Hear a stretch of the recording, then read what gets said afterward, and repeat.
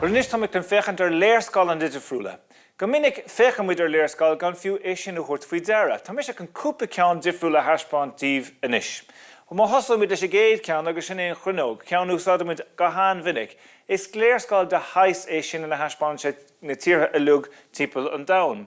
An seo é ceann na Heorpa, so fecinn tú éire an seo, agus tá sé seo an siimplí léiríonn sé tíortha na Heorpa agus tá daf difriúil a gur gach tír. Níl fiú na príomhcathacha ar a gceann seo. Má hagann tú nún seo sin feicimid léirscáil na hÉireann. Cá bhfuil tusa ar léirscáil na hÉireann. Ba cheacaimiocht tú ná tú héna aimsiú de áit cónathe aimsiú go réasúnta siimplí go sciupaí ar an léirscáil. Mar hampla, tá muidin seo is na forbacha, tá sin iarthar na Gaillimhe, agus feiceann tú ar an léirscáil seo go anna chud ólas tucha ar fictúr cuiseach beag, mar hampla cathair bhlá clia, tá sé sin i domhan, agus béal ferriste freisin i domhan chomá. Mar sin tá na cathairacha móra léirithe i dá difriúil. Comála sin tá na bóthra le feiceáil ar a gceann seo. So tá na bóthra an príomhbóthar nó mótarbhealach tá sé i gcuireann, agus na bóthra móra, na bóthra náisiúnta tá sí de glas. Ar an léirscáil freisin i gúnaí bíonn an ochar, agus hísann seo tugann sé an tólas dit céir is brí leis na simbal difriúla. Mar néirí na cheann seo céir is brí le lí na gcuireann, lí na glas, agus tá roinnt má ólas eile ar an gceann sin chomá. Nis tá méid an léirscáil rúnaí beag difriúla thaispáintíomh le ólas difriúil air. Seo é iarthar na tíre. Agus ar an léirscáil seo, tuair tú faoi deara go bhfuil dahanana difriúla ann. Níl an méid chéanna ólas ar a gceann seo ach tá ólas difriúil. Mar hampla sa cheann seo má éiceann tú an seo tá domhan doracha agus cinál aráiste geal. An domhan doracha léiríonn sé na sléite is irde, so irde na sléite. De réir mar airíonn an dath níos doracha tá an slíomh níos irde, agus feiceann tú an seo go sé aráiste tá fána an, tá sé ardach níte cho háard sin. A ríist feiceann tú go bhfuil na bóthra le feiceáil ar an gceann seo chomá. Tá me an cúpla sampla difriúla thaispáintíomh inis de léirscáil eile a éiceann sibh beidir sách minic. Seo é ceann ón Idirlín, agus léiríonn sé na bóthra ar baile, Portlaoise cheapáin. Agus a cheann seo sé an áit céine, Portlaoise chomá, agus pictiúr é. So le léirscáil tá tú a fécinn díreach síos ar an mála nó ar an áit. Seo pictiúr ó satellite. Is fíor pictiúr é seo agus tá ólas curtha isteach ar an léirscáil chomá ar nós sépéal an seogus mar sin de. Nis, ceann eile an seo, ceann beidir meach úsáid agus tí sa chár, is léirscáil sin de na bóthra, agus féidir é Phyllis ús, tá sé an éasca. Seo é ceann úsáid go minic chomá. Seo ceann de bhos.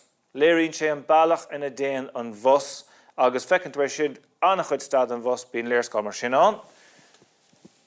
Ceann siúlóide beidir an seo, chomá, feiceann sé tugann sé picture dit den chosán, an bailach chun siúl timpeall ar Ileán, an ceann seo.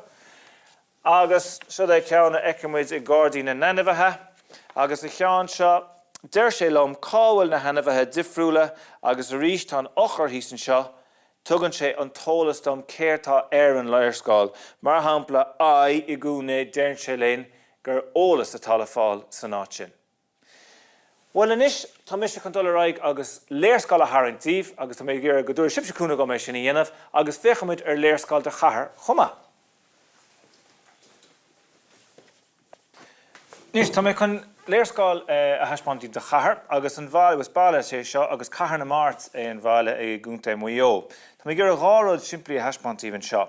Chéadród ná go bhfuil simbal an seo den ochar nó an cód, agus deir sé léinn cé tal fáil is dis a bhaile.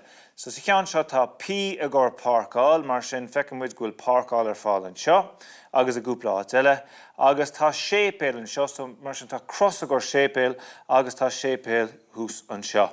A ríist deirn sé léinn cén tólas céadrodí tal fáil i gcathair na mát. Nis tá méid an ceann a tharraingtríb, agus tá mé gur gan é sibse é seo sa máile. Sé dhéanas mé ná tá mé chun an bhealach dí an mó scoil a thaispáintíomh. Léirscáil a tharraingt, so seo é mar thach.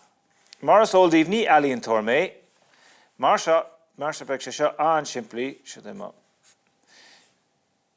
agus má thach. Nis, tagam sé machchas má thach. Casam tro seo, síos go dtí príomh bóthar, agus bóthar go an bailach seo. Nis, nuair thugam seo amach, bín tá timpeáin hí ag bun mo bhóthar mar sin, seo é an timpeáin, agus casan an bóthar síos an seo, dro na scoile, agus síos an seo chomá, agus tá bóthar go an bailach seo chomá. Nis, bháil am taispántíomh go bhfuil óstán an seo, agus an simbol a gur óstán ná labba. So tá an labba beag an siimplí thaispáns, agus sinna duine cínt i leis labba, iontoch, agus téimid síos a bailach seo, agus seo é an scoil. Tá an scoil léirithe mar simbol a ríist, agus an simbol ná hata a gur brunna céime. Agus seo é an hata a gur brunna céine, agus sin é má scoil an sin. Tá sépéil hís an seo, mar dúirt mé hena féin i gahar na mát, bhí sépéil a feiceáil agus sin é an simbol a gur sépéil. Agus níos tá mé gur go daring óid sibse léirscoil de bhórmealach ar scoil.